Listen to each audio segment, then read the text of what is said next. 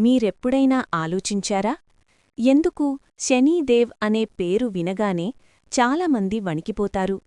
ఎందుకు శక్తివంతమైన రాజులు, ధనవంతులు, గొప్ప పండితులు కూడా శని ప్రభావం ప్రారంభమైంది అని వినగానే జాగ్రత్తగా మారిపోతారు? శని ఒక దేవుడైతే, అతను మహాసూర్యదేవుడైన సూర్య కుమారుడైతే, అయితే ఎందుకు మనం అతన్ని భయపడతాం? ఎందుకు అతని చూపు అంత శక్తివంతమని చెబుతారు? అంతగా దేవతలే దాన్ని నివారించడానికి ప్రయత్నిస్తారు. నిజమేమిటంటే, శనీదేవుడు క్రూరంగా పుట్టలేదు. అతని కథ బాధతో, నిరాకరణతో మరియు తీవ్రమైన భక్తితో ప్రారంభమవుతుంది. అతని జీవితాన్ని అర్థం చేసుకున్నప్పుడే ఎందుకు అతను కర్మాధికారి, కర్మఫలాలను అందించే న్యాయాధిపతి అయ్యాడో మనకు తెలుస్తుంది. కథలోకి వెళ్లే ముందు మా పేజీని ఫాలో అవ్వండి, మాకు మీ మద్దతు ఇవ్వండి. చాలా కాలం క్రితం ప్రకాశవంతమైన సూర్యదేవుడు ఒక గొప్ప మహిళ అయిన సంజ్ఞను వివాహం చేసుకున్నాడు. ఆమె దేవలోక శిల్పి అయిన విశ్వకర్మ కుమార్తె. కాని ఒక పెద్ద సమస్య ఉంది.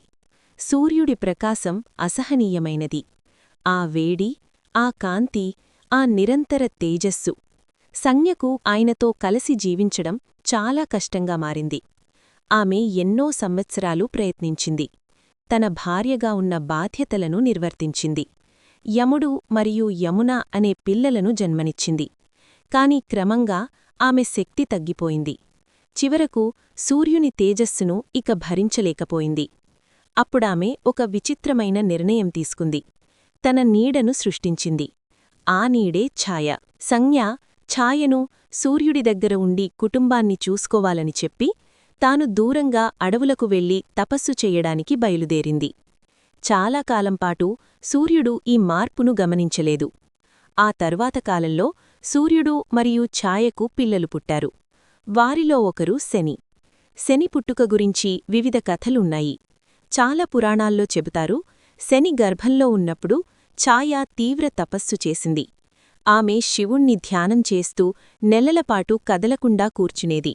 ఆమె తపస్సు అంత గాఢంగా ఉండటంతో ఆమె గర్భంలో ఉన్న శిశువు అపారమైన ఆధ్యాత్మిక శక్తిని గ్రహించాడు. కాని అదే సమయంలో ఛాయకు సరైన ఆహారం లేకపోయింది. కఠినమైన సూర్యకాంతిలో ఉండాల్సి వచ్చింది. ఆ శిశువు జన్మించినప్పుడు అతని వర్ణం రాత్రి ఆకాశంలా నలుపుగా ఉంది. సూర్యుడు ఆ శిశువును చూసి ఆశ్చర్యపోయాడు. తన స్వరూపం స్వర్ణవర్ణంగా ప్రకాశిస్తున్నది. కాని ఈ శిశువు మాత్రం నలుపుగా మరియు నిశ్శబ్దంగా ఉన్నాడు. సూర్యుడు తప్పుగా అర్థం చేసుకున్నాడు. ఈ బాలుడు అపశకునమని అనుకున్నాడు. కొన్ని కథల్లో అయితే ఈ బాలుడు తన కుమారుడేనా అనే సందేహం కూడా సూర్యుడికి వచ్చిందని చెబుతారు. ఆ నిరాకరణ శని మనసులో లోతైన గాయం వేసింది. బాల్యంనుంచే శని తన తండ్రికి దూరంగా అనిపించుకున్నాడు. అతను మౌనంగా ఉండేవాడు, గంభీరంగా ఉండేవాడు, ఇతర దేవబాలల కంటే పూర్తిగా భిన్నంగా ఉండేవాడు. కాని శని కోపంవైపు తిరగలేదు. అతను భక్తివైపు తిరిగాడు. చిన్న వయస్సులోనే శని శివుణ్ణి ధ్యానం చేయటం ప్రారంభించాడు. అతను గంటల పరడి, రోజుల పరడి ధ్యానంలో మునిగిపోయేవాడు. ప్రపంచాన్ని పరిశీలిస్తూ కర్మ యొక్క సత్యాన్ని అర్థం చేసుకోవటం ప్రారంభించాడు. అతని తపస్సు అంత శక్తివంతంగా మారింది, దేవతలే దానిని గమనించాయి. చివరకు శివుడు ప్రత్యక్షమయ్యాడు. శివుడు శని యొక్క నియమం, భక్తి చూసి సంతోషించాడు. అప్పుడు శివుడు అతనికి ఒక విశేషమైన బాధ్యత ఇచ్చాడు. శని కర్మాధికారి కావాలి. ప్రపంచంలోని ప్రతి జీవి చేసిన ప్రతి కర్మను గమనించాలి. మరియు ఆ కర్మలకు తగిన ఫలితాలను ఇవ్వాలి. తక్షణం కాదు, భావోద్వేగంతో కాదు, పూర్తి సమతుల్యతతో. అలా శని కర్మాధికారి అయ్యాడు. శని పెద్దయ్యాక సూర్యుడు తన తప్పును అర్థం చేసుకున్నాడు. తన కుమారుడు శాపం కాదు, అపారమైన శక్తిగల మహాత్ముడని గ్రహించాడు.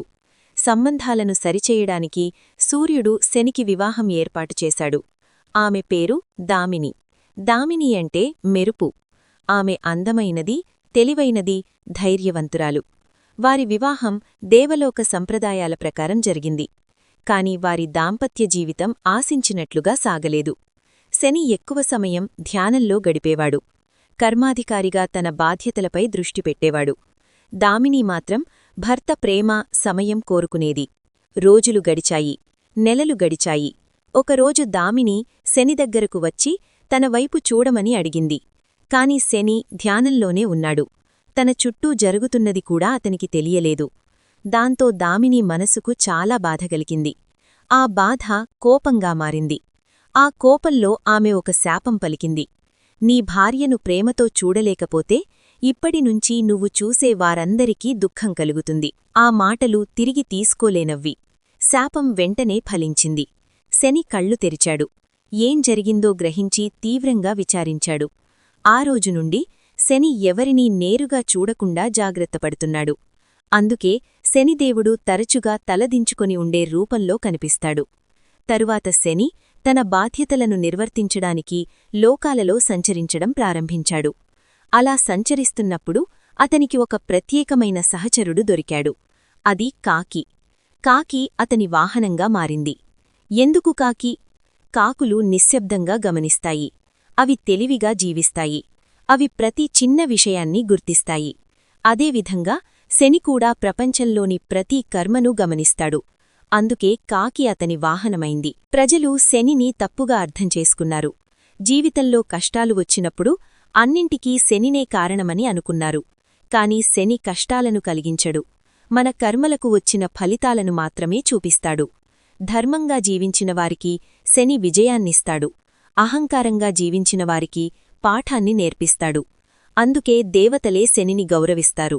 అతను భయంకరుడై కాబట్టి కాదు, అతను న్యాయం కాబట్టి. తలదించుకుని ఉండే ఆ దేవుడు తండ్రుచే నిరాకరించబడిన కుమారుడు, శివుని అనుగ్రహం పొందిన భక్తుడు, కాకిపై సంచరించే న్యాయాధిపతి, కర్మఫలాలను అందించే శాశ్వత దేవుడు శనిదేవుడు. ఇలాంటి మరిన్ని పురాణ కథలు వినాలంటే మా ఛానల్ను సబ్స్క్రైబ్ చేయండి.